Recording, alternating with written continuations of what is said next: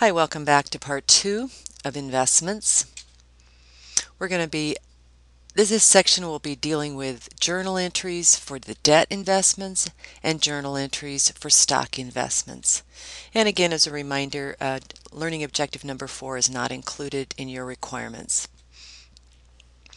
So as a review, what are debt investments? Again, debt investments are assets. Even though we have that word debt in there that suggests the liabilities, it's another company's debt. It's an asset to the purchasing company.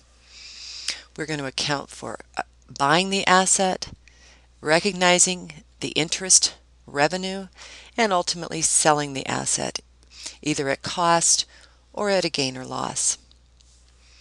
Let's record the acquisition of a debt investment. Now, for example, we're going to buy a bond in another company. The first company is going to buy a bond in another company. And just as if we were buying a piece of capital equipment, the costs include everything it takes to get this bond necessary to acquire. So, for example, brokerage fees would be included in your selling price, and any other costs that might be associated with it, any other fees, transaction fees. And by the way, bonds are recorded at acquisition cost, not at their face value. However, as you learned in chapter 10, we earn interest on the bonds on their face value. So let's take a bond, face value $1,000, contract interest rate of 7%, and remember it's always calculated on an annual rate, and then if you hold the bond for a shorter period of time, you would prorate it. The annual interest revenue would be $70, $1,000 times 0.07 or 7%. If we sell the bond, we credit the investment account for the cost of the bond. Whatever the company paid for that bond is what they credited. Otherwise, the account will be out of balance. And then we record any gain or loss on the bond if we sell it. If you only sell some of the bonds, if you buy 10 bonds and you only sell 7 of them, then you would prorate your cost over those 7.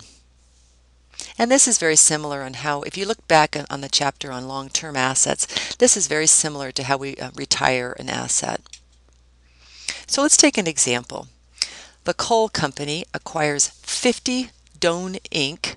8% 10-year $1,000 bonds, and they buy them for $54,000, and this includes a brokerage fee of $1,000.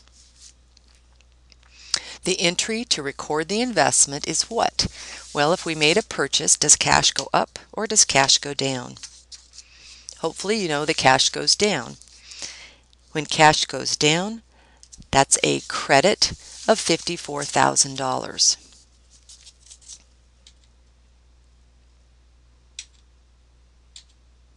And we're just recording that debt investment at cost here. So you see it's a debit to debt investment at $54,000. Now this is a little strange. We have an asset account with the title of debt in it. And I cannot overemphasize this. It is confusing, but it's another company's debt, which means that coal company is going to be earning interest on this debt, which is a good thing. Normal balance, debit.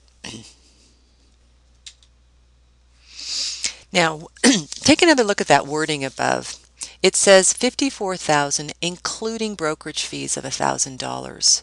In other words, the $54,000 inside it has the $1,000 brokerage fees.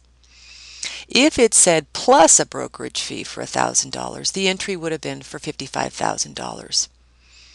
Now, if you look at the face value of those bonds, 50 bonds, face value $1,000, that's $50,000. We know we have a brokerage fee of $1,000.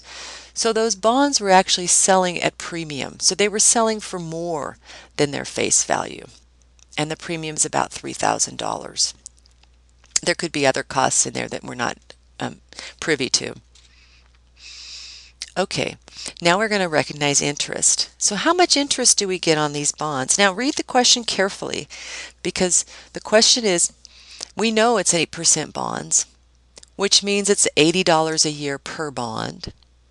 We know that $80 a year times 50 bonds would be what? Would be $4,000. But the bond pays interest semi-annually, and we're recording interest for half a year. So we can only recognize half a year of interest. And here it is. Debit to cash, $1,000. Credit to interest revenue, and that's an account we haven't used a lot. And you can see the calculation below for interest. $50,000, 8%, half a year is $2,000. What type of account is interest revenue? Interest revenue is a revenue account, which means it's on the income statement, which means its normal balance is a credit, as are all the revenue accounts. And this will be under the other revenue, other expenses area of the income statement. Okay, so it's fiscal year end December 31st. We have to publish financial statements. We don't get paid interest. The coal company does not earn interest until January 1st. But they have to accrue interest as of December 31st. So we're going to, on December 31st, as part of our current year financial statements, we're going to accrue interest. So it'll be interest receivable and interest revenue. And then the following day, when the coal company is actually paid interest, they'll clear out that receivable, debit cash, and credit interest receivable. Okay, finally, the coal company is going to sell the bond, and it looks like they're going to make a profit on it. They're selling the bonds, plural, for $58,000 after receiving the interest due. So this entry is only asking for the sale. They're not asking for the interest payment. So $58,000 is what the coal company received for this bond. So that's going to be a debit to cash of $58,000. And we're going to credit that debt investments at the cost we put into it, $54,000. You can see just inspecting this journal entry, it's out of balance. We have $58,000 on the debit side, $54,000 on the credit side. We need another $4,000 on the credit side to balance. And credits are gains, debits are losses. So here we go, gain on sale of investment. And be sure to put that whole title there, on sale of investments, not just gain or loss, because we have other types of gains and losses, and we want to be clear on this. Okay, let's practice. And I'm not going to give you the solutions here now. So take a minute and create these journal entries using your course pack. You will find the solutions at the end of part 3. But let me give you some hints as we go through here. Jubilee Farm acquires $200,000 of Whole Food Market Inc. 7% 10-year bonds on January 1st at face value directly from the company, no brokerage fees. So again, this is a journal entry that Jubilee Farms is making, not Whole Foods. So Jubilee Farms is buying the bonds for $200,000. Jubilee Farms is going to calculate interest. Remember to calculate it for half a year. And then we're going to accrue interest for the second half of the year. Okay, here's another practice problem. So if you haven't done the first practice problem, pause the slideshow now and do that one. But let's move on to the other practice problem. It is now 3 years later, and we're going to recognize the sale of some of these bonds. Okay, step 1, January 1st. It's the same facts as the previous problem.